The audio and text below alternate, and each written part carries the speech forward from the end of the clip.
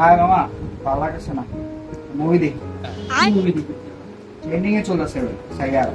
না বাট এসব লেনদেন মুভি আমি ভালো লাগে না। প্রেমের মুভি তো আমি আরো ভালো লাগে না, দেখতেই হচ্ছে না। আর বেটা কি করছ? আর বেটা আয় দেখি কিছু না আয়। বাইগান সব লাগে।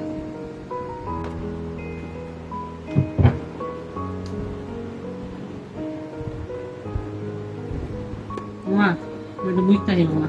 ভালো লাগছে পজ করি।